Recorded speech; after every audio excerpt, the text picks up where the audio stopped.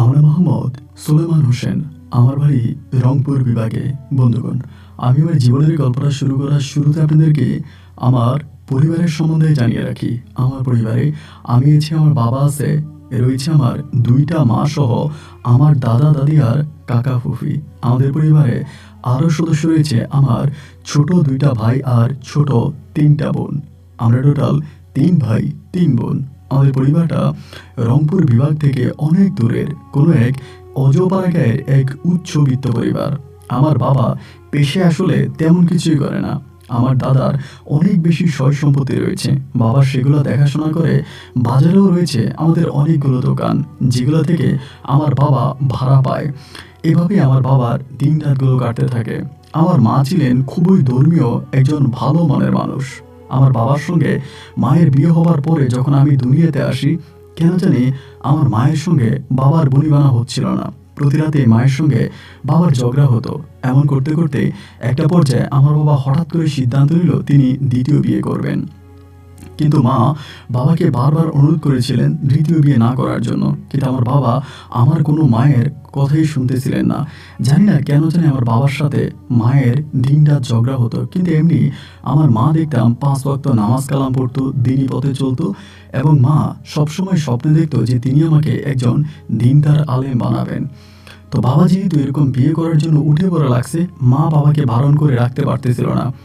একটা পর্যায়ে মা তখন বাবাকে বলল যে ঠিক আছে, তুমি যদি আরেকটা বিয়ে করতে চাও আমি তোমাকে অনুমতি দিব, তবে আমার একটা শর্ত আছে।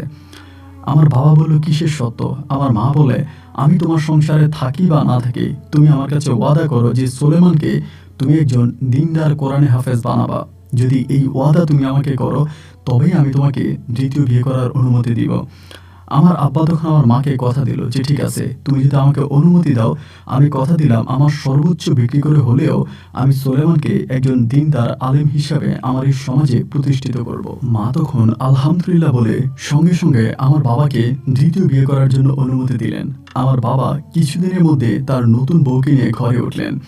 বাবা যেদিন তার নতুন বউকে নিয়ে বাসর ঘরে ঢুকলেন, ঠিক সেদিনে আমার মা আমাকে আমার দাদির কাছে দিয়ে আমার নানুর বাড়িতে চলে গিয়েছিলেন। আমার বয়স তখন কত হবে, প্রায় 6 বা 7 বছরের কাছাকাছি। ওই বয়স আমার মা তখন চলে যায়। সকালে আব্বা বাসরঘর থেকে বেরিয়ে আসার পর আমার দাদি বলে তোর প্রথম বউ তো চলে গেছে। আমার আব্বা বলে চলে গেলে যাক, ওর যেহেতু চলে যেতে ইচ্ছে হচ্ছে সে চলে যাক। আমার বাবা আমার মাকে ফিরানোর কোনো চেষ্টাই করেনি, আমার নানু বাড়িতেও যায়নি, আর আমার মাকেও আমার বাবা ফিরিয়ে আনেনি। এভাবেই দীর্ঘদিন আমার মা নানু বাড়িতে পড়ে থাকে। মায়ের জন্য খুব মন খারাপ হতো, কান্না করতাম। মাঝে মাঝে মা পাশের বাড়িতে আসতো আমাকে দেখার জন্য। আমার পাশের ঘরের এক চাচি আছে, তিনি আমাকে আমার মায়ের কাছে নিয়ে যেত। ওই চাচির ঘরে মা আসতো এবং সেখান থেকে মা আবার চলে যেত। এরকম করে দীর্ঘ অনেকগুলো মাস পেরিয়ে যাওয়ার পরে মা যখন দেখলো যে বাবা আর আমার মাকে মেনে নিচ্ছে না বা মাকে আর নিতেছে না, একটা পর্যায়ে মা তখন সিদ্ধান্ত নিল তিনি দ্বিতীয় বিয়ে বসবেন। পরক্ষণে আমার মা আমার নানা নানির অনুমতিক্রমে তিনি আরেকটা বিয়ে বসে যায় এবং আমার মা সেই পরিবারে চলে যায়। মায়ের নতুন বিয়ে হওয়ার পরে কিন্তু মা আর তেমনভাবে আমার খোঁজ খবর নেয়নি। ওই সংসারে মায়ের ছেলে মেয়ে হয়, নতুন সন্তানাদি হয়, আমার মা বিশেষ করে তাদের নিয়েই তখন ব্যস্ত ছিলেন। কিন্তু আমার বাবা যে আমার মাকে কথা দিয়েছিলেন আমার মা এই পরিবারে থাকুক আর না থাকুক তিনি আমাকে একজন দিনদার আলেম হিসাবে এই সমাজে প্রতিষ্ঠিত করবেন, সেই নিরিখে আমার বাবা আমাকে পড়াশোনা করাতেন এবং সবসময় বলতেন যে তোর মা চলে গেছে, কিন্তু আমি তোর মাকে ওয়াদা করেছিলাম যে তোকে আমি একজন আলেম বানাবো, সুতরাং তুই ঠিকমতো পড়াশোনা করবি, মানুষের মতো মানুষ হবি, দুষ্টমি করবি না। আমার বাবা বারবার এগুলো আমাকে বলতো। তো সত্যি কথা বলতে মা চলে যাওয়ার পরেও বাবা আর আমাকে ওভাবে কষ্ট দেয়নি, আমাকে মানুষের মতো মানুষ হিসাবেই গড়ে তুলেছে, ঠিকমতো পড়াশোনা করিয়েছে এবং আমার বাবা আমার মায়ের কথা রাখতে গিয়ে আমাকে একজন ভালো মানের কোরআনের হাফেজ বানিয়েছে। আমাদের এলাকাতে একটা মাদ্রাসায় ভর্তি করায়, তার পাশাপাশি একটা হেফজোখানা আমাকে দেয়। আমি সেই হেফজোখানায় কোরআন মুখস্থ করি। আমার বুকে 30 সিফা কোরআন আছে। আমি একজন দিনদার কোরআনে হাফেজ হয়ে যাই। আমার বয়স তখন প্রায় 13 থেকে 14 বছরের কাছাকাছি। সে সময়ের একটা ভয়ানক ঘটনা আমি আপনার সঙ্গে শেয়ার করি। ওই বয়সটাতে একদিন আমি অনেক দূরের একটা মাহফিলে গিয়েছিলাম। আমি সহ আমাদের এলাকার আরও কয়েকজন পোলাপান মিলে অনেক দূরের একটা মাহফিলে গিয়েছিলাম। তো সে মাহফিলে যাওয়ার পরে মাহফিলের স্টেজে যখন ওয়াজ শুনতেছিলাম, এর মাঝে হঠাৎ করে বৃষ্টি নামে। যখন বৃষ্টি নামে সবাই মাহফিল থেকে বেরিয়ে যায়। কিছুক্ষণ পরে বৃষ্টি থামার পরে আমি আমার গ্রামের আর ছেলেগুলোকে খুঁজে পাচ্ছিলাম না। যাদের সঙ্গে আমি এসেছিলাম তাদের আর কাউকে দেখতেছি না। চিন্তা করলাম কি ব্যাপার, তারা গেল কই? তারা তো আমার সঙ্গেই আসছে, এখন হঠাৎ করে কোথাও উধাও হয়ে গেল। আমি এখানে সেখানে বিভিন্ন জায়গায় তাদেরকে খুঁজতেছিলাম, কিন্তু আমি আর তাদেরকে পাচ্ছি না। এমন করতেই বৃষ্টি থেমে আবারও মাহফিল শুরু হয়ে গেল। আমি পুনরায় আবারও ওই স্টেজের মধ্যে বসে গেলাম, সে জায়গার মধ্যে বসছি। এবং বসার পরে আমি যখন সেখানে ওয়াজ শুনতেছিলাম, তো বৃষ্টি যখন চলে গেল আকাশে অনেক বড় একটা চাঁদ উঠছে, মানে বৃষ্টি ভাঙা চাঁদ। চাঁদের আলোটা বেশ প্রখর ছিল, অনেক ভালো ছিল। তাই আমি বসে বসে ওয়াজ শুনতেছি। রাত্র প্রায় 2টার দিকে তখন ওয়াজ শেষ হয়ে গেল। আমি ভেবেছিলাম ওয়াজ শেষ হলে মনে হয় আমার গ্রামের কাউকে না কাউকে পাবো, যার সঙ্গে আমি বাড়ি ফিরে যাব। এটাও ভেবে আমি তখন গেটের সামনে দাঁড়িয়ে আছি। একে একে মাহফিল থেকে সব মানুষগুলো বেরিয়ে গেল, কিন্তু আমি আমার বাড়ির কোনো লোককে সেখানে দেখতে পেলাম না। চিন্তা করলাম কি করা যায়, কি করব ঠিক বুঝতে পারতেছিলাম না। বুকের ভিতরটা তখন ধুপধুপ ধুপধুপ করে কাঁপতেছিল। এত অন্ধকার রাত, আবার যদিও চাঁদের আলো আছে কিন্তু কোনো মানুষ নাই। আল্লাহর উপরে ভরসা করে আমি এবার বাড়ির পথে রওনা দিলাম। যা আছে ভাগ্যে তাই হবে, আমি একা একাই বাড়ি ফিরবো। আস্তে আস্তে আস্তে আস্তে করে বাড়ির দিকে যাচ্ছিলাম। তো আমার বাড়িতে, আমার গ্রামে যাওয়ার আগে আরেকটা গ্রাম আছে। সেই গ্রামটার পরেই একটা খালি মাঠ আছে। মাঠের পাশে একটা হিন্দুদের মন্দির আছে। তো মন্দিরটা মানে আপনার আগে ব্যবহার হতো, আগে খুব মানুষজন এখানে আসতো, মন্দিরটা চলতো, কিন্তু এখন আর মন্দিরটা খুব বেশি একটা চলে না। এক কথায় বলা চলে এটা পরিত্যক্ত মন্দির বলাই যায়। তো আমি এদিক দিয়ে আস্তে আস্তে হঠাৎ করে আমার একদিন মনে হলো, কিছুদিন আগে আমি মন্দিরের পাশ দিয়ে যাওয়ার সময় মন্দিরের পাশে অনেক বড় একটা জাম্বুরা গাছ দেখেছিলাম। যে জাম্বুরা ফলগুলো এরকম ঢাল একদম নিচের দিকে পড়ে আছে, মানে হাত দিয়ে ধরা যায়। তখন হঠাৎ করে মনে হলো যে এখানে তো এক জাম্বুরা গাছ দেখেছিলাম, জাম্বুরা ফলও দেখেছিলাম, দেখি আছে কিনা, যদি থাকে তা আমি একটা ছিঁড়ে বাড়ি নিয়ে যাব। তখন কিন্তু আমি সবেমাত্র আলেম পাস, মানে আপনার কোরআনে হাফিজ হয়েছি, হাফিজিয়া পাস করছি, এবং কোথাও কিন্তু আমি মানে বাড়িতেই আছি ওই সময়টাতে। আস্তে আস্তে গেলাম, যাওয়ার পরে দেখলাম যে হ্যাঁ, জামুরা ফলগুলো যেখানে দেখলাম সেখানে আছে। তারপরে আমি মানে একটা জামুরা ফল ছিলাম, এবং চিরার সঙ্গে সঙ্গে আমার পেটের মধ্যে তখন একটা মোচড় মারছিল। পেটের মধ্যে মোচড় মারার পরে আমি চিন্তা করলাম বাথরুমে যাব। তো এখানে তো আশেপাশে কোনো বাথরুম নাই, কিন্তু পানি আছে, মানে এই ইয়েটার পাশেই একটা খাল আছে, ইয়ে আছে আপনার কি বলে পুকুর আছে, ওইটার পাশেই। তো আমি আশেপাশে কাউকে দেখতেছি না, চাঁদের আলো, প্রখর চাঁদের আলো। একটা সময় ওই পরিত্যক্ত মন্দিরের একটা কোনায় বসে, মানে যেটাতে আসলে কোনো মানুষজন যায় না এখন, একরকম ভাঙাই পড়ে আছে, ওই জায়গাটার মধ্যে আমি তখন বাথরুম করতে বসে গেলাম। মানে বুঝতে পারলাম না আর কি, মানে ওভাবে আর জিনিসটা কি ইয়ে করলাম না। আবার এটা মন্দিরের ভিতরেও না, মন্দিরের বাইরে একটা কোনার মধ্যে, যেটা মন্দিরের এরিয়ার মধ্যেই পড়ছে। বাথরুম করার পরে আমি পরিষ্কার হওয়ার জন্য যখন এই পুকুরের মধ্যে গেলাম, ঠিক সেই মুহূর্তে হঠাৎ করে আমাকে পিছন থেকে একটা ধাক্কা দিছে। শুধু একটা ধাক্কা দিছে, আমার এটাই মনে আছে, আর কিছু মনে নাই। এবং এর পরের দিন প্রায় দিনের 9টা বাজে আমি তখন সুস্থ হই। 9টা বাজে আমি তখন দেখি আমার বাড়িতে অনেক মানুষ, মানে প্রচুর মানুষ আমাদের বাড়িতে, এবং আমার পুরো শরীর ব্যথা। অনেকগুলো মাটির হাড়ির বাড়ির মধ্যে, মানে আমার সামনে। আমি মারে জিজ্ঞেস করতেছি, মা কি হয়েছে? আমি শরীর নাড়াইতে পারতেছি না। আমার সৎ মাকে বলতেছিলাম, ওই সময় কিন্তু আমার সৎ মেয়ে আমার দেখাশোনা করতো, আমি এটা আপনাকে বলতে ভুলে গেছিলাম। আমার আপন মা চলে যাওয়ার পরে আব্বা যখন দ্বিতীয় বিয়ে করে, আমার ওই সৎ মেয়ে আমার দেখাশোনা করে, এবং তিনি আমাকে সত্যি কথা বলতে কখনো সৎ ছেলের নজরে দেখে নাই। তিনি আমাকে নিজের পেটের সন্তানের মতোই আদর করছে। আমার সৎমাটা বেশ ভালোই ছিল। তো সৎমারে আবার জিজ্ঞেস করতেছি কি হয়েছে, তারা বলে কিছুই হয় না, তুই ঘরে যা। কিন্তু ভাই শরীরটা এত ব্যথা করতেছে, নাড়তে পারি না। ঘরে গিয়ে শুয়ে গেছি। ঘুম থেকে ওঠার পরে এক মুঠ খাইছি, খাইয়া যখন বের হয়েছি রাস্তার মধ্যে, তখন সবাই হাসতেছে। আমার সবাই তখন হিজড়া বলে। কিন্তু আমি হিজড়ার কি করলাম, তাই আমরা বলে আমি নাকি মেয়েদের মতো করে কথা বলছি। আর মেয়েদের মতো করে কথা বলবো কেন আমি সেটাও জানলাম না। না বুঝে যথারীতি আমি সবার সঙ্গে ঘোরাফেরা করে আবারও রাতের বেলা রাত হয়ে গেল, খাওয়া দাওয়া করে ঘুমাইতে গেছি। এই যখন ঘুমাইতে গেলাম তখনই শুরু হলো খেলা।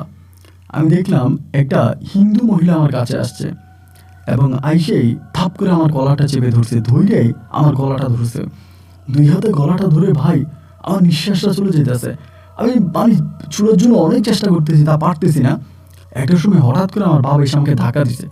ধাক্কা দেওয়ার পর আমি লাফ দিয়ে বসে গেছি। আব্বা আমার বলে কি হয়েছে? আমি তো বুঝতেছি না। আমি দেখলাম একটা হিন্দু মহিলা আমার গলার মধ্যে এসে চাইপা ধরছে। আমার আব্বা বলে, তোরে বারবার বলছিলাম রাত বিরাতে বাড়ির বাইরে যাইস না, এবং এখানে সেখানে ওয়াজ হলে তুই একা একা যাওয়ার দরকার নাই, তোর মাও চলে গেছে, তুইও যদি এরকমটা করিস তা কেমনে হবে, তুই ভালো হবি না। আব্বা তখন করলো কি, কিছু পানি ছিল আব্বার কাছে, জানি না এগুলো পড়া পানি নাকি, আব্বা ওই পানিগুলো এনে আমার পুরো শরীরে ছিটিয়ে দিছে। দেওয়ার পরে আমাকে শুইতে বলছে, আমি শুইছি। ওমা শোয়ার পরেই এরপরে হলো কি, ওই রাতের মধ্যে হঠাৎ করে আমি আবারও স্বপ্ন দেখতেছি কি, আমার আয়সা ওই মহিলাটে আমার 2 হাত চাইপা ধরছে, 2 হাতের মধ্যে 2 পা দিয়া ধইরা ভাই আমাকে থাপড়াইতেছে 2 গালে, মারতেছে মারতেছে মারতেছে মারতেছে, ঠিক ফজরের আজান পর্যন্ত আমাকে মারে। আজানটা দেওয়ার সঙ্গে সঙ্গে আমাকে ছেড়ে দেয়। আমি ওইটা কথা বলতে পারতেছি না। মানে ফজরের আজানের পর আমার আব্বা নামাজ পড়তে উঠছে মনে হয়, নামাজ পড়ে আবার রুমে এসে দেখতেছে আমার 2 গাল একদম ফুলে আছে। আমি কিন্তু সুন্দর ছিলাম, তো ফর্সা হওয়ার কারণে 2টা গাল একেবারে রক্তবর্ণ হয়ে আছে। আব্বা আমাকে বলতেছে, কি হয়েছে তোর, আরে তোর কি হয়েছে? আমি তখন নিচের দিকে তাকায় আছি। আব্বা আমার বলে, বল কি হয়েছে? কথা বলতে পারতেছি না। আমার বের করলো, গালের মধ্যে গরম পানি টানি দিয়ে সবাইকে উঠাইলো, এবং আমি আস্তে আস্তে করে তখন বলতেছি যে আমার এমনি এমনি মারছে, আমি কি করব, আমার ধৈর্য আমার 2 গালে অনেক থাপড়াইছে। তা আব্বা তখন বলতেছে যে না, এইভাবে তো আসলে চলা যায় না, রাতের মধ্যে 2বার তোরে মারলো, এবং শেষের বার যেভাবে মারছে তোর তো পুরো গাল ফুলে ফেলছে, না না এটা হতে পারে না, এটার একটা বিধি ব্যবস্থা করাই দরকার।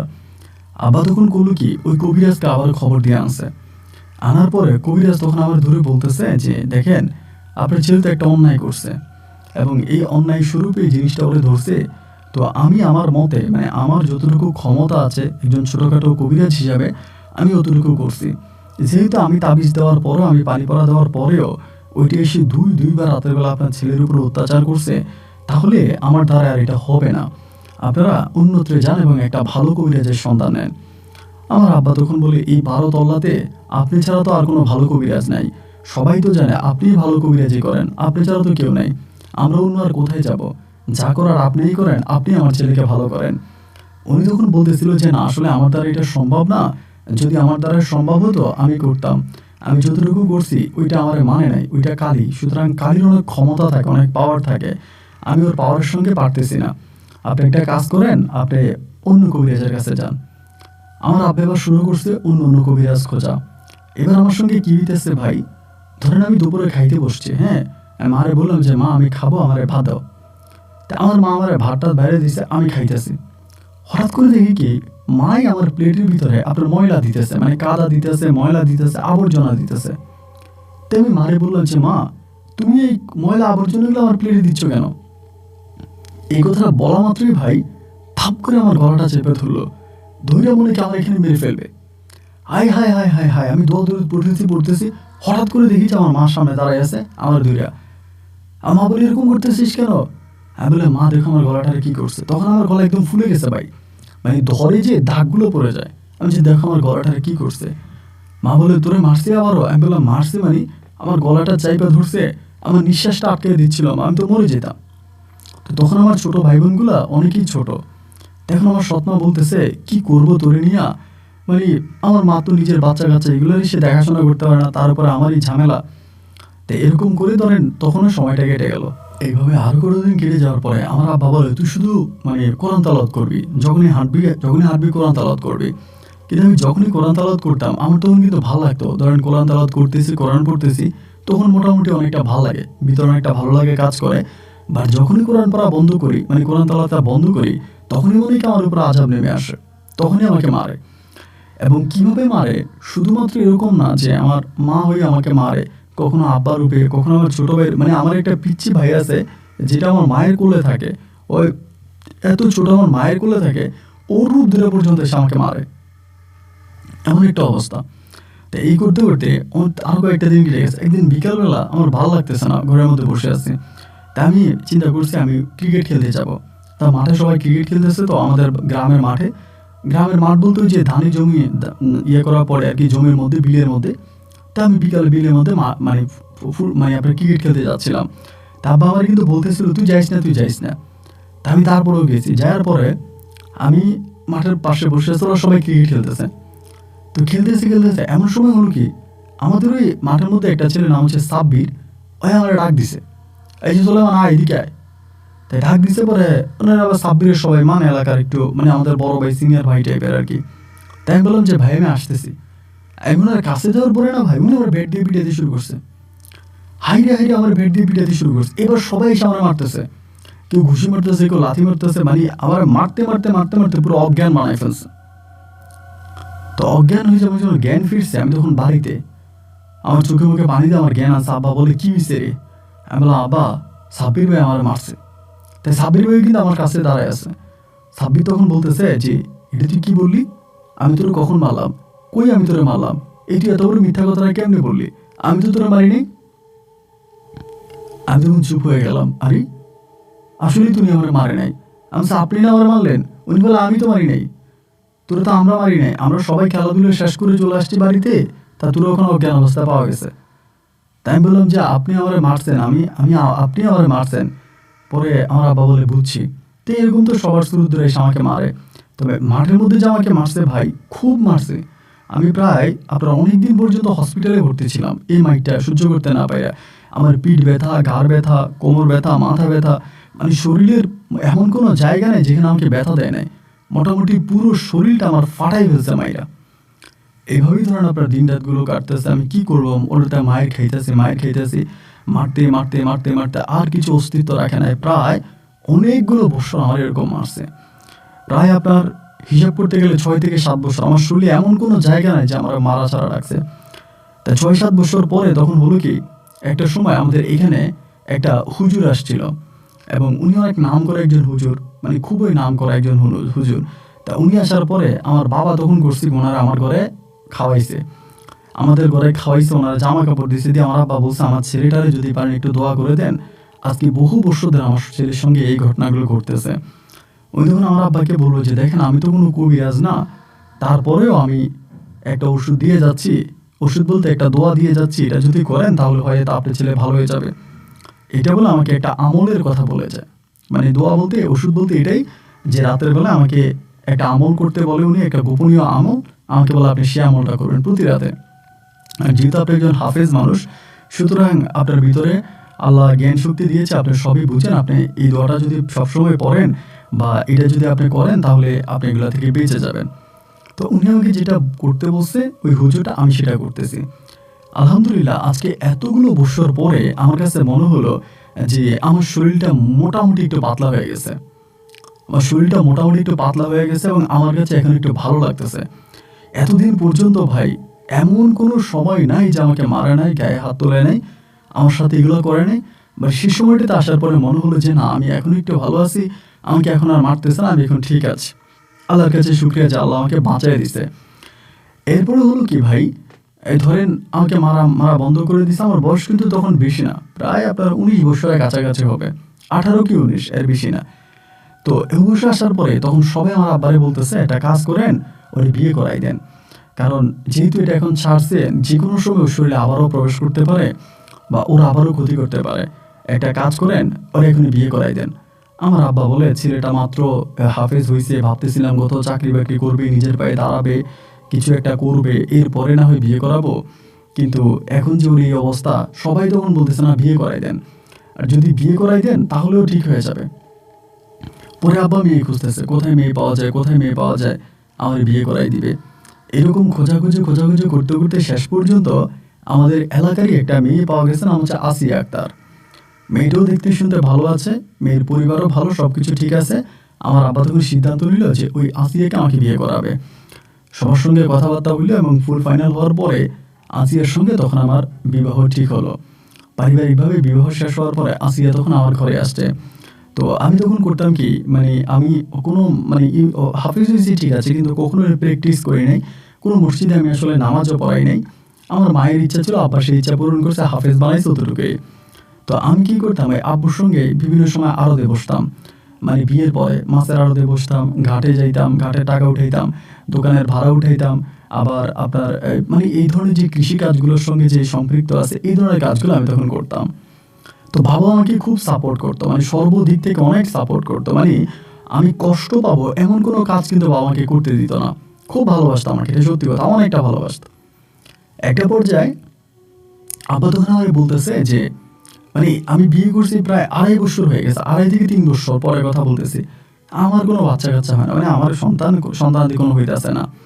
তাই আমার মা, আমার সৎমা তখন বলতেছে, আমি যেহেতু বড়, সবার বড়, আমার সৎমা বলতেছে যে আমার যদি একটা বাচ্চা কাচ্চা হয় তিনি খুব আদর করবে। আমার আপন মা যে আসে না তাও না, আমার আপন মা কিন্তু মাঝে মাঝে আসতো, কিন্তু ওই সময়টাতে মনে হলো যে না, আমার আপন মাই হচ্ছে আমার সৎমা আর আমার সৎমাই হচ্ছে আমার আপন মা, এরকম হয়ে গেছিলো আর কি। মানে আমার আপন মা নিজের সংসার নিয়ে বেশ খানিকটা ব্যস্ত থাকতেন, উনি আমার খুব বেশি একটা খোঁজ খবর নিতেন না বা আসতেন না। তাই না, আমার বাচ্চা কাচ্চা হয় না, বাচ্চা কাচ্চা হয় না। আমার সৎমা মা বলতেছে যে এভাবে কি হবে নাকি, আসিয়ারে বিয়ে করলে তা বাচ্চা কাচ্চা না হইলে হয় নাকি।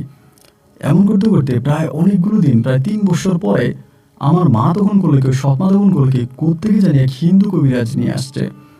আমি তো জানি না ওটা, মানে হিন্দু কবিরাজ বলতে হিন্দু তান্ত্রিক আর কি। তো হিন্দু তান্ত্রিক আনছে, আনার পরেই তো হিন্দু তান্ত্রিক আমাদের বাড়িতে আসছে সন্ধ্যার সময়। আমি তখন দোকান থেকে আসছি মাত্র, আসার পরে দেখি এই ঘটনা। আমি তখন আমার বউরে আসিয়ারে বলতেছি, আসিয়া ঘটনা কি? বলে তোমার আমি এমন এমন এক হিন্দু কবিরাজ নিয়ে আসছে এবং উনি নাকি চিকিৎসা দিলে আমার পেটে সন্তান আসবে। তাই আমি তখন মায়েরা ডাক দিলাম, ওই পেটে তখন উঠানের মধ্যে বসে আছে, ওই তান্ত্রিকটা বসে আছে।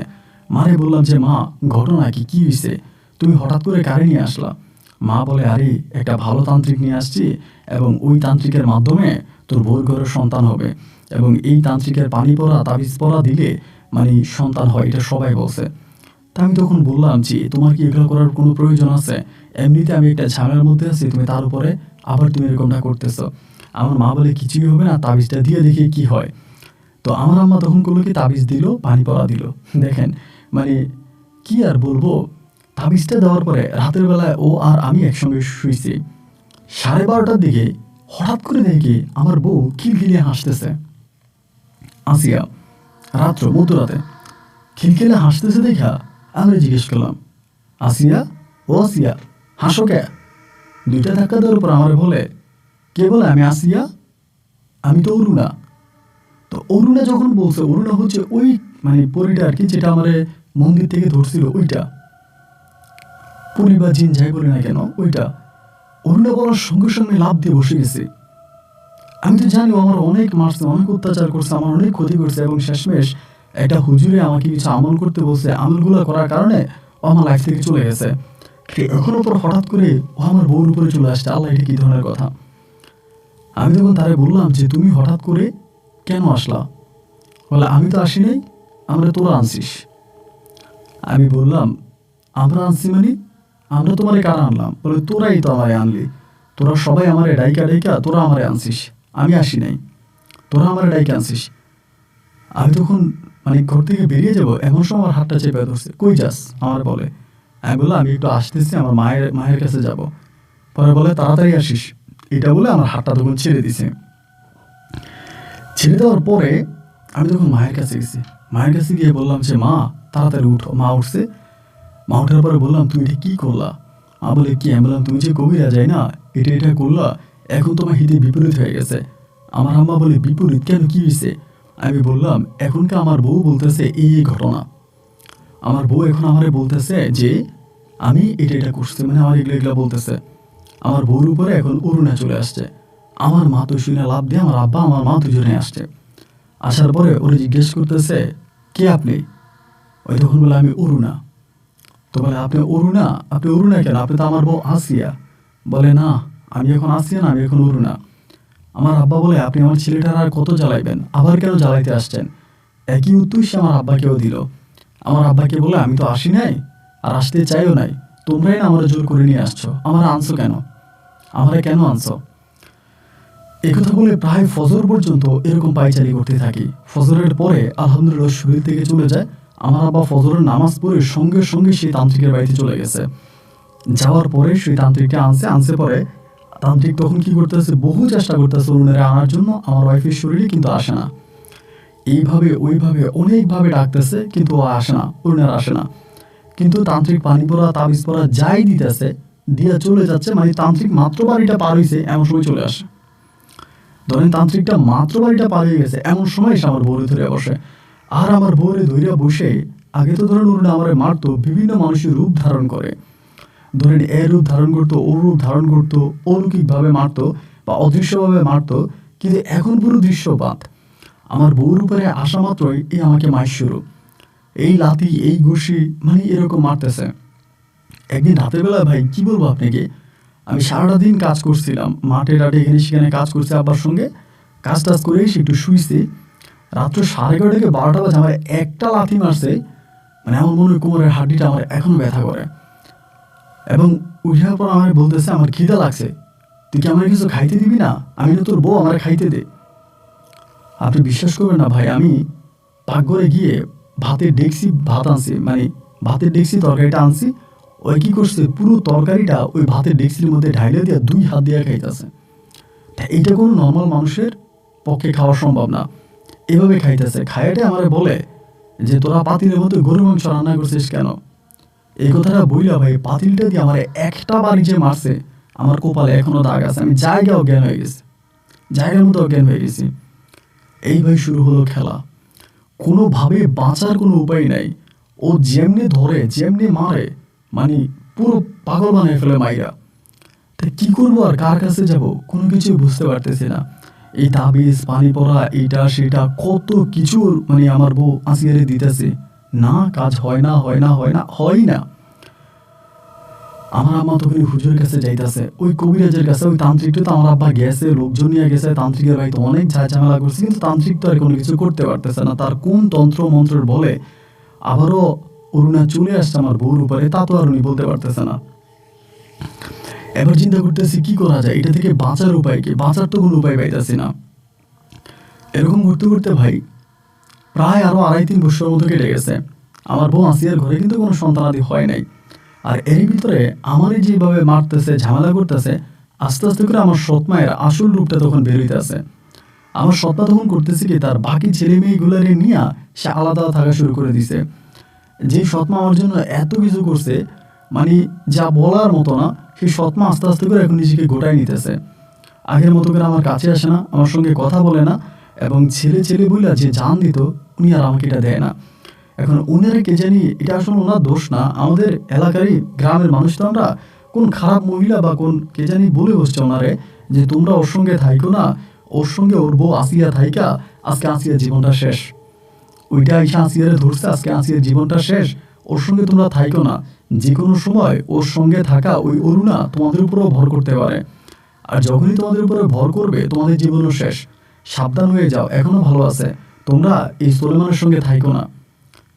এবার আমার মা করলো কি, আস্তে আস্তে করে তার বাকি যে ছেলে মেয়েগুলো আছে, বাকি আরও আমার 3টা বোন আছে, 2টা ভাই আছে, তাদেরকে নিয়ে সে আলাদা থাকতে শুরু করে। আমি ভাতের কথা কইলে আমার ভাই এসে আমার ভাত দিয়ে যায়, আমার বোন এসে ভাত দিয়ে যায়, ওইগুলো আমাকে যাইতেও দেয় না। সকালে আসিয়ারে ধরে, বিকালে ধরে, মানে আসিয়ারে পুরো মানে ফিসাই ফেলতেছে। আসিয়ারে ধরা মানে আমার মারা। খাবার খাইতেছি ভাই, ওর ভিতরে আমার মারে, কিভাবে যে মারে বলার মতো না। মারলে পর আমি যখন দোয়া পড়তে শুরু করি, দোয়া পড়ে ফোন দেই, আস্তে করে ও ঠান্ডা, আজ এই মাত্র না আমার মারলা, কই তোমারে মারলাম, আমার বলে কই তোমারে মারলাম, ও মনেই থাকে না। এবং মানে ওর মাঝে 1 মিনিটের জন্য আসে, 1 মিনিট পরে চলে যায়, ওই 1 মিনিট আমারে মারে। পরে হলো কি, এভাবে অনেকগুলো দিন কেটে গেল। তখন আমার সৎমা আমার সঙ্গে কথা বলে না, আব্বু আগের মতো কথা বলে না, সৎ ভাই বোনেরা তারাও আমার সঙ্গে কথা বলে না। মানে আমার সব পরিবার তখনই মানে আমার কাছ থেকে মুখ ফিরিয়ে নিয়েছে, ওদের মতো করে সবাই তখন মুখ ফিরিয়ে নিয়েছে। তো কি আর করা ভাই, আল্লাহ যেহেতু আমাকে এরকম বিপদে ফেলছে, তো সবাই তো আমার কাছ থেকে চলে গেছে। আমি তখন আমার মতো করে দিনটা পার করতেছিলাম। এভাবে অনেকগুলো দিন পার হওয়ার পরে একদিন আমি বাজারে রওনা দিছি। তো যাওয়ার সময় একটা কথা আপনাকে বলে রাখি, খুবই মানে গুরুত্বপূর্ণ। আমার বউ কিন্তু মাছের ভিতরে আপনার তেলাপিয়া মাছটা খায় না, আমার বউ আসিয়া তেলাপিয়া মাছ খায় না। তো তেলাপিয়া মাছ খায় না দেখা বাজারে গেছি আমি অন্য অন্য মাছ আনবো। তাই আইন হলো কি, আমি যাই দেখি কি বাজারের মধ্যে আপনার সব তেলাপিয়া মাছ, আর অন্য মাছ আছে কিন্তু দাম অনেক বেশি। তো সব তেলাপিয়া মাছ, আমি যে মাছ খুঁজতেছি ওইটা নাই। পরে দেখলাম কি বাজারের পাশে একটা গরু জবাই হয়েছে, তারা হয়তো মাংসের ভাগ বিক্রি করতেছে, মানে কষাই না আর কি। এটা আমি চিন্তা করলাম যে ওখান থেকে একটু গরুর মাংস নিয়ে যাই, তাইলেই হয়। আমি তো করে বাজার থেকে গরুর মাংসটা কিনলাম, গরুর মাংসটা কিনা বাড়ির দিকে রওনা দিছি। তখন প্রায় আপনার সন্ধ্যা 7টা 7:30 মতো বাজে, অত রাত না।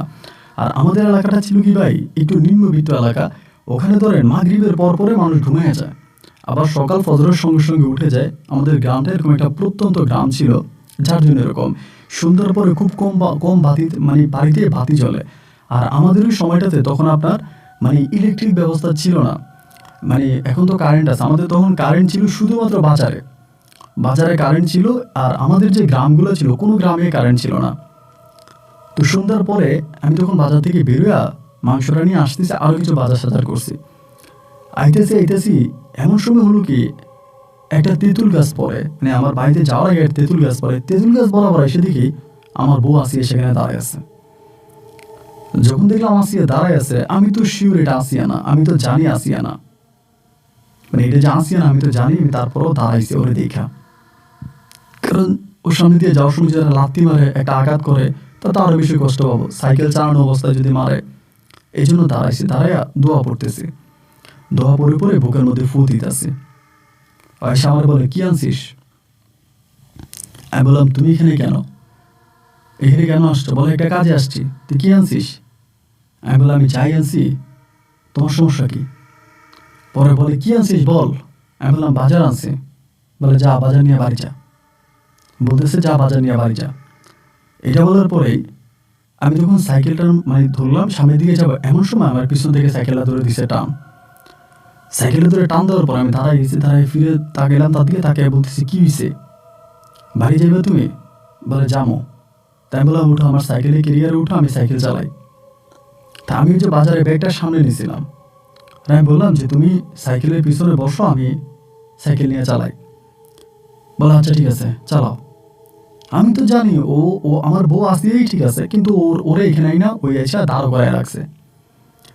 পরে ও সাইকেলের পিছনে উঠছে, আমি সাইকেল চালাইতেছি, চারদিকে মোটামুটি ঘুটঘুটে অন্ধকার, এবং মানে এক কথায় বলতে গেলে খুবই নিরিবিলি একটা পরিবেশ, এবং বুঝতেই পারেন গ্রামের রাস্তা। সাইকেল চালাইতেছি আর দোয়া পড়তেছি এমন করতে করতে মাছ চাষ করতেছিল একটা পুকুরে, এই পুকুর পাড় দিয়ে যাচ্ছিলাম। একটা পর্যায়ে হঠাৎ করে করলো কেন একটা ধাক্কা মারছে, ধাক্কাটা মারার সঙ্গে সঙ্গে আমি গিয়ে ওই পুকুরের মধ্যে পড়ছি। এবং পুকুরের মধ্যে পড়ার সঙ্গে সঙ্গে আমার দুই চোখ দিয়া আপনার ওখানে যে ঝাঁটা ছিল, আপনার পুকুরের মধ্যে ফালায় রাখছিল কেউ যাতে মাছ ধরতে না পারে, ওই ঝাঁটাগুলো ঢুকে গেছে, চোখে মুখে ঢুকে গেছে। এবং ঢুকে যাওয়ার সঙ্গে সঙ্গে আমি সেখানের মধ্যে দিছি চিৎকার, মানে আমার পুরো দুই চোখের মধ্যে ঢুকে গেছে।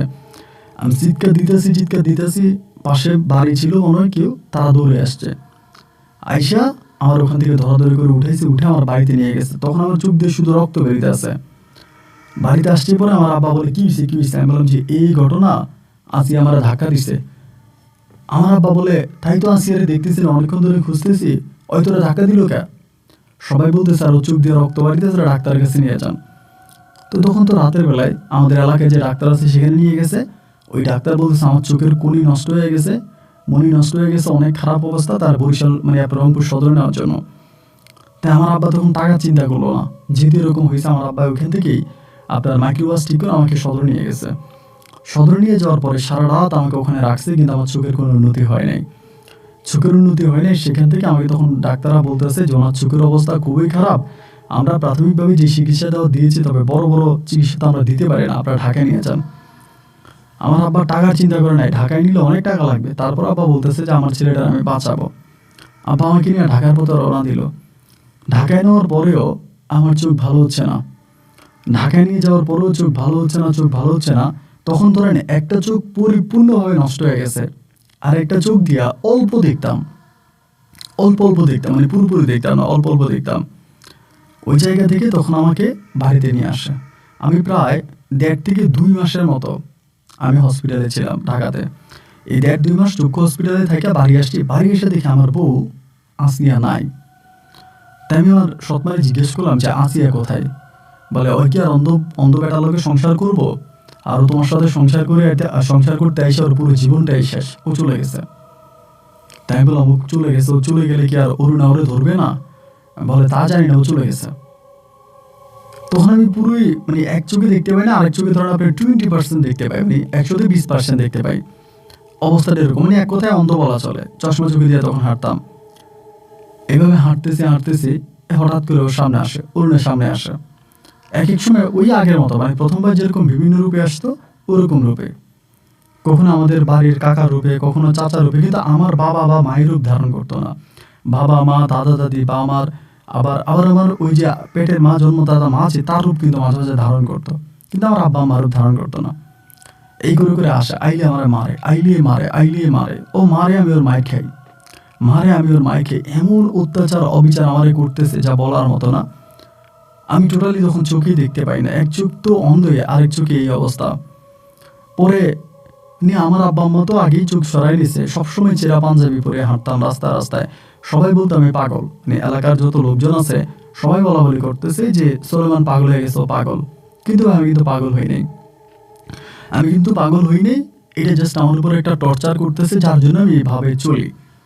এভাবে প্রায় 2 থেকে 3 বছরের মতো কেটে গেছে। এই 3 বছর পর্যন্ত আমাকে একটা সেকেন্ডের জন্য শান্তি দেয় নাই। শরীরের এমন কোনো জায়গা নাই যে জায়গার মধ্যে আমাকে মারে নাই। এই 3 বছর, 3.5 বছর পরে আমি পাগলের মতো হয়ে যেতেছিলাম। ধরেন হাঁটতেছি, পিছন থেকে এসে লাথি মারে, পিছন থেকে এসে ঘুষি মারে, থাপ্পড় মারে। এমন করতে করতে একদিন সন্ধ্যার সময় আমাদের এদিকে একটা জায়গা আছে, ওইটা মানে 2 গ্রামের মাথা, এটাকে বলে মাতামুড়ি। মাতামুড়ির ওইখানে আমি বসে আছি সন্ধ্যার দিকে, মাগরিবের পরে আইসা আমার কাছে বসছে। তখন আপনার শীতকাল, শীতের মধ্যে আইসা বসছে, মানে কুকুর, ওই সময়তে রূপটা নিচ্ছে কুকুরের রূপ নিয়ে আইসা আমার পাশে বসছে। আমি ওরে বুঝতাম, ও যে রূপে ধারণ করুক, আমি জানি যে আমি জানি ও আইসা আমার পাশে বসছে। বসার পর আমি কান্না করতেছি, বৈশা বৈশা একটা সময় আমাদের গ্রামের একটা মেয়ে আছে হালিমা নামের, ওই কিন্তু মারা গেছে আপনার প্রায় বহু বছর আগে। হালিমা মারা গেছে ছোট বয়সে, বলতে কিরকম বয়স হবে, প্রায় 7-8 বছর বয়সে মেয়েটা মারা গেছে অসুস্থতায়। সেম এই হালিমার কণ্ঠে আমারে বলতেছে, কান্না করতেছো কেন? তা আমি তাকে দেখি হালিমা বসে আছে, মানে কুকুরটা ঠিক যে জায়গায় বসেছিল এই জায়গায় হালিমা বসে আছে। হালিমা তো মরে গেছে। ও যে এক এক সময় এমন রূপ ধারণ করতো যেটা কল্পনাকেও হার মানায়। পরে আমি বললাম যে হালিমা তুই? পরে বলে আমি তো মরে গেছি। ওই নিজে বলে আমি তো মরে গেছি, তাও তো আমার এত কান্না নাই, এত কষ্ট নাই, তোমার এত কষ্ট কেন? আমি বললাম হালিমা আমি তো জানি তুই হালিমা না, তুই অরুণা। একথা বলে আমি ওর সামনে এরকম মাথা নত করে মানে সেজদায় পড়ে গেছি। সেজদা মানুষ এরকম সেজদা দিয়ে বলতেছি আমারে মাফ করে দে, হয়তো আমাকে এখন মেরে ফেল, হয় আমাকে মেরে ফেল, আমি আমাকে মাফ করে দে, আমার আর এইভাবে কষ্ট দিস না।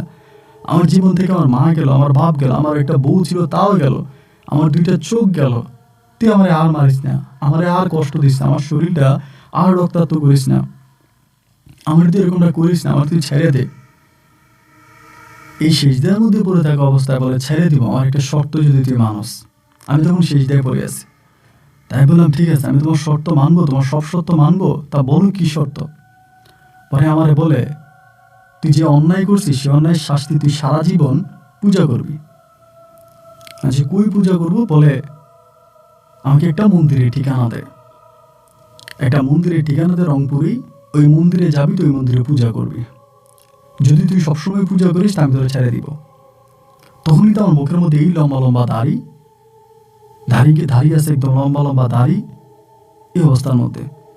আমি বললাম সত্যি কি ওইখানে যদি পূজা করি তাহলে কি তুমি আমাকে ছেড়ে দিবা? বলে হ্যাঁ ছেড়ে দিব, তোরে আর মারবো না। বিশ্বাস করেন বাড়িতে গেছি, ঠিকানাটা আমার মনে আছে, ঠিকানাটা যেটা বলছে মনে আছে। বাড়িতে গেছি, ব্যাগ টেক দিছি, আব্বা বলে কই যাস? আমি যদি পারো আমার করে টাকা দাও। তা আমার আব্বা কথা না বাড়ায় আমার কাছে আমার কিছু টাকা দিছে, এই টাকাগুলো নিয়ে দিছি আমি রওনা, আর কোনো কথা নাই। টাকাগুলো নিয়ে রওনা দিছি, একদম সোজা আপনার ওই মন্দিরে গেছি। মন্দিরে যেতে অনেক রাত হয়ে গেছে, এবং মন্দিরটা বিশাল একটা মন্দির, অনেক বড়। ওই মন্দিরের সামনে গেছি, যাওয়ার পরে বিশ্বাস করেন ভাই, আমি যখন মন্দিরটাতে ঢুকলাম, ঢুকার সঙ্গে সঙ্গে মনে হয় কি আমার পুরোটা শরীর একেবারে ঠান্ডা হয়ে গেছে। মানে একেবারে মানে মনে এতক্ষণ আমার শরীরের উপরে প্রচুর ওয়েট ছিল। একটা ধরেন আপনার 100 তলা বিল্ডিং দিলে যেরকম, এরকম মনে যেন আমি নিচে পড়ে যাচ্ছি ভারে। মন্দিরে ঢুকার সঙ্গে সঙ্গে আমার মনে হচ্ছে আমার শরীরটা পাতলা হয়ে গেছে।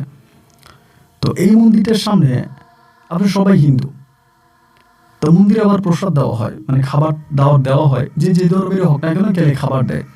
আমি মধ্যরাতে গেছি পরে আমার খাবার দিয়েছে, সেখানে যে পূজারি আছে ওই পূজারি খাবার দিল, আমি খাবার খাইছি। খাওয়ার পর মন্দিরের সামনে শুয়ে রয়েছি।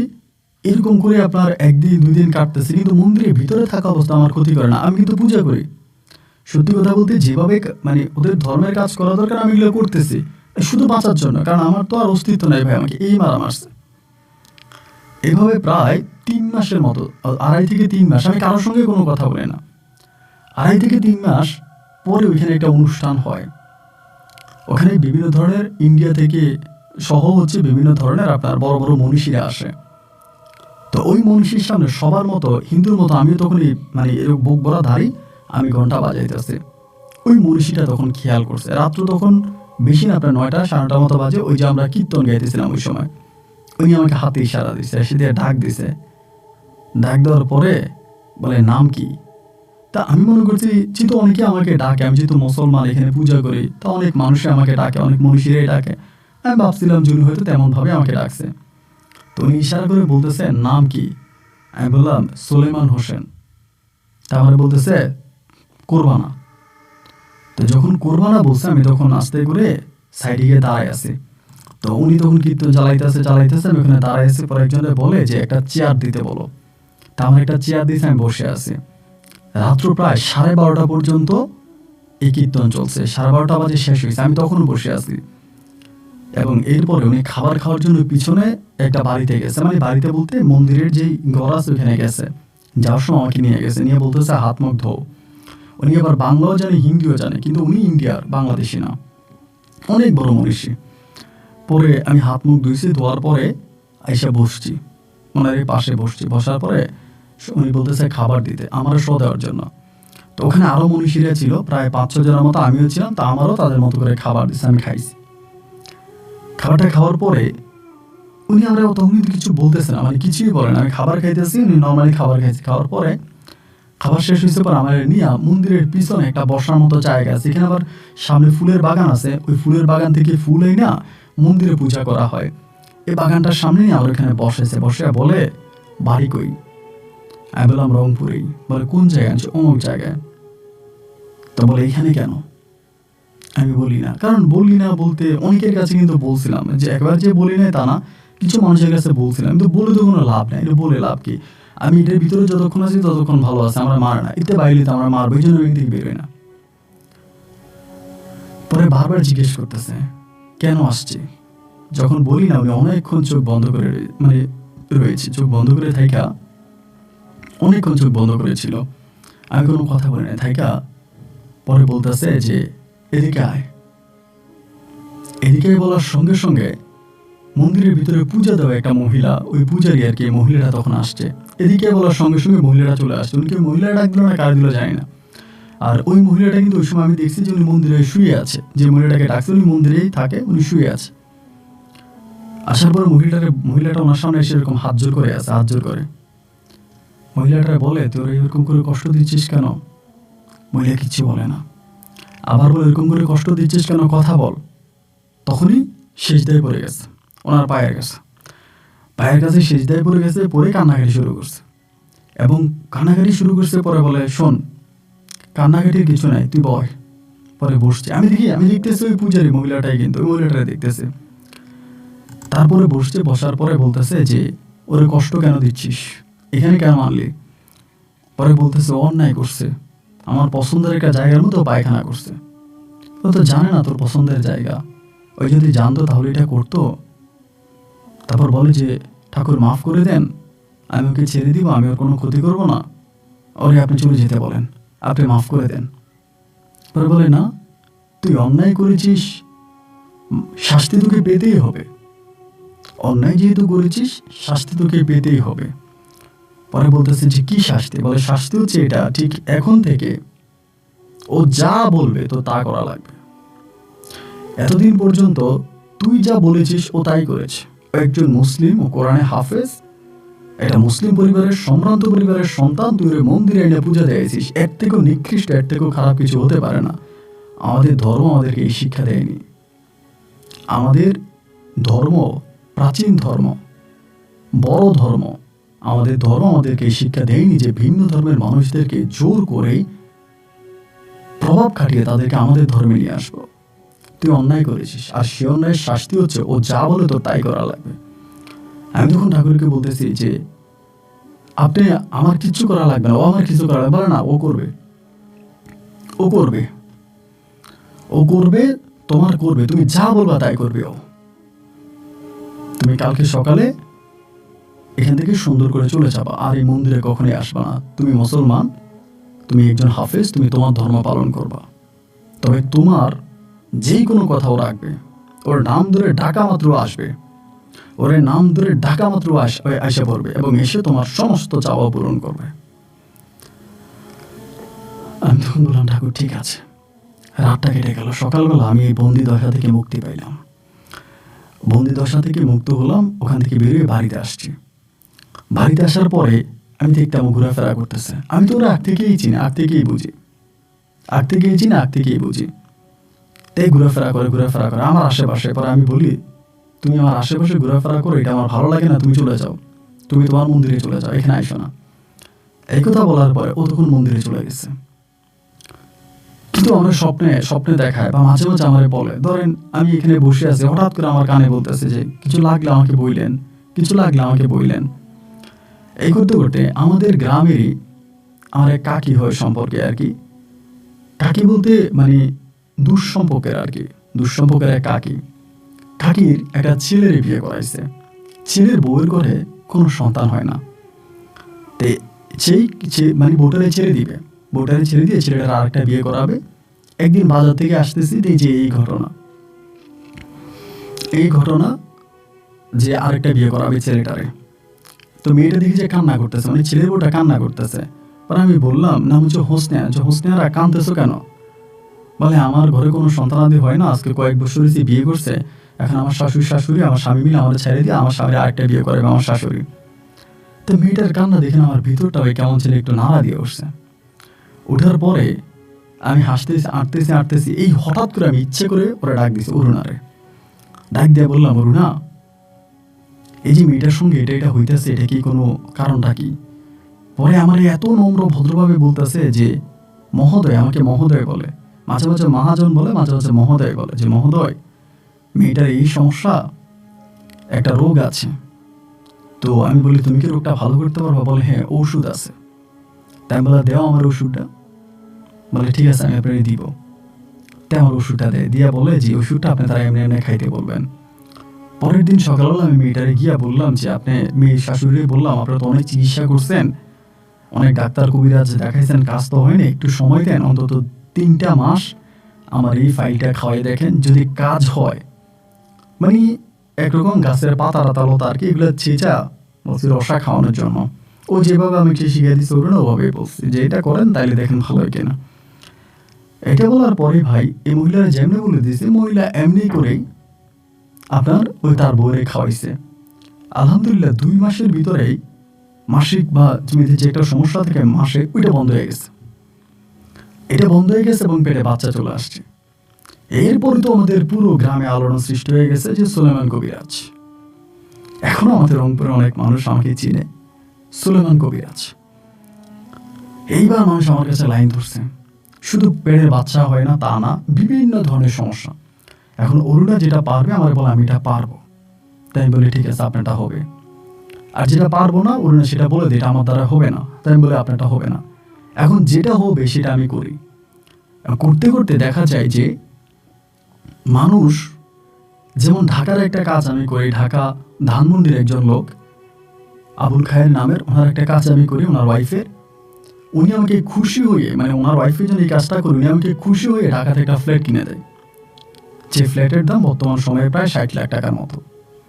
আমি চাই নাই, যে আমার দরকার নাই, কিন্তু উনি জোর করে আমার ফ্ল্যাটটা কিনে দিছে, কারণ ওনার বউরে আমি একটা নতুন জীবন দান করতে পারছি। শুধু তাই নয়, এরপর থেকে বিভিন্ন ধরনের বিভিন্ন জায়গায় আপনার চিকিৎসা করলে খুশি হয়ে এই 10,000, 50,000, 1 লাখ দিয়ে যাইতেছে। আমি কিন্তু নিচ্ছি না, আমি বারবার বলি যে না, আমাকে দিয়েন না, আমি কখনো কারো কাছে চাই নাই। আমি চিকিৎসা করছি, আমার নাম ওখানে জমি কিনে দিতেছে, এই করতেছে, সেই করে করে প্রায় কোটি টাকার সম্পদ মানুষ আমাকে দিয়ে দিচ্ছে। দিতেছে আমি কিন্তু আর বিয়ে শাদী করলাম না, আর বিয়ে শাদী করি নাই। এভাবেই তখন পড়ে গেছে। আমার বউ যে আসি আমাকে ছেড়ে চলে গেছে, ওর অন্যত্রে বিয়ে হয়ে গেছে, অন্যত্রে বিয়ে হয়েছে, ওর বাচ্চা কাচ্চা হয়েছে, আমার এখানে কিন্তু হয় নাই। তা আমি তখন অরুণারে বললাম, আমি যদি বিয়ে করি আমার বাচ্চা হবে? বলে হ্যাঁ হবে। তোমার কিছু রোগ আছে, ওষুধ দিলে তোমার বাচ্চা হবে, তোমার সন্তানাদি হবে তুমি বিয়ে শাদী করলে। আমি আর বিয়ে শাদী করলাম না। এই করতে করতে নিজের যে সৎ ভাই বোনগুলো ছিল প্রত্যেকটারে মানুষ করছি, লক্ষ লক্ষ টাকার ব্যবসা ধরাই দিছি, কোটি কোটি টাকা ভাইগুলারে বানাই দিছি। আব্বা আম্মার নামে গ্রামে মসজিদ দিয়েছি, মাদ্রাসা দিয়েছি এবং বিভিন্ন জায়গায় মসজিদ মাদ্রাসা নির্মাণ করেছি। এবং হিন্দুদেরও, আমি শুধু যে মুসলিমদের করেছি তাও না, অনেক হিন্দু মন্দিরও আমি নির্মাণ করেছি। এটা আমার ইচ্ছা, আমার ভিতর থেকে আমি করেছি, এটা আপনারা অন্যভাবে নেবেন না। এইভাবে আমি এমন কোনো জায়গা নাই যেখানে আমি যাইনি, আমি কাজ করি নাই। আমি সৌদি আরব পর্যন্ত গিয়েছি, বিভিন্ন জায়গায় আমি দান সরকাত করে এসেছি। এবং লাস্ট পর্যন্ত আপনার 2005 সালের দিকে, আমি আপনাকে ঘটনাটা বিস্তারিত বলতে পারবো না যেহেতু আমার একটু সমস্যা আছে। 2005 সালের দিকে যে কোনো একটা কারণে আমার হঠাৎ করে মনে হয়েছে যে না, আমি যেটা করতেছি এটা আমি অন্যায় করতেছি। এই যে কবিরা যেটা করতেছি, আমি এটাকে পুরোপুরি বলতে পারবো না, কারণ আমার একটা হুজুর আছে, ওই হুজুরের নিষেধ আছে। খুব সামান্য একটা, মানে একদম ছোটখাটো একটা হুজুর আমাকে একটা কথা বলছে, ওই কথাটার কারণে আমি বুঝে গেছি আমি অরুণাকে দিয়ে যা করাচ্ছি, যে একজন মুসলিম হিসেবে আমি এটা অন্যায় করতেছি, একজন কোরআনে হাফেজ হিসেবে আমি এটা অন্যায় করতেছি, আমি আল্লাহর বিধানকে অমান্য করতেছি। অরুণা আমার সঙ্গে যা করেছে আমি তো তাই অরুণার সঙ্গে করতেছি, তাহলে অরুণার মাঝে আর আমার মাঝে তো কোনো পার্থক্য রইল না। তখন থেকে আমি অরুণাকে বলছি, অরুণা আমি আর তোমারে চাই না, তুমি চলে যাও। তখন বলে, আপনি কি সত্যি বলতেছেন? আমি বললাম হ্যাঁ, মন থেকে বলতেছি, এবং এরপর থেকে আমি কখনো তোমাকে ডাকলেও তুমি আসবা না, এটা আমার আদেশ, এটা আমার আদেশ। এরপর যদি কোনোদিন আমি তোমাকে ডাকি তুমি আসবা না, এটা আমার আদেশ, এটা আমার লাস্ট আদেশ। এরপরও যদি আমি তোমাকে কখনো ডাকি তুমি আসবা না, আর যদি আসো তাহলে তুমি আমার ওয়াদা অমান্য করেছো। আমি বিচার আবার তোমার ওই ঠাকুরের কাছে দিব, মনুষ্যের কাছে দিব। পরে বলে সত্যি এটা? আমি বললাম হ্যাঁ সত্যি, তুমি চলে যাও। 2005 সালে, এই 5 সালে আমাকে বিদায় করি। এরপরে ওরে বিদায় করে যতটুকু আল্লাহ সয় সম্পত্তি দিয়েছে ওর মাধ্যমেই তো পাইছি, এবং মানুষ ইচ্ছে করে দিয়েছে। আমি তখন বিয়ে শাদী করে সংসার আদি করে আমার ছেলে মেয়ে হয়েছে, এবং বর্তমান বউকে নিয়ে আমি অনেক সুখে আছি। আপনার রহমতে 3-3বার হজ করে এসেছি। আমি যদি অন্যায় করে থাকি তাহলে আল্লাহ আমাকে মাফ করে দেখ। এবং আপনি হয়তো মনে করতে পারেন যে আমি কবিরাজ, কিন্তু না, এখন আমি কবিরাজ। 2005 সালে আমি এটা সারাই দিয়েছি, বন্ধ করেছি, এবং এই পর্যন্ত, আজকের এই দিন পর্যন্ত আমি এটার সাথে সংযুক্ত নাই। এখন পরিপূর্ণভাবে একজন সাদা মাটা সহজ সরল একটা জীবন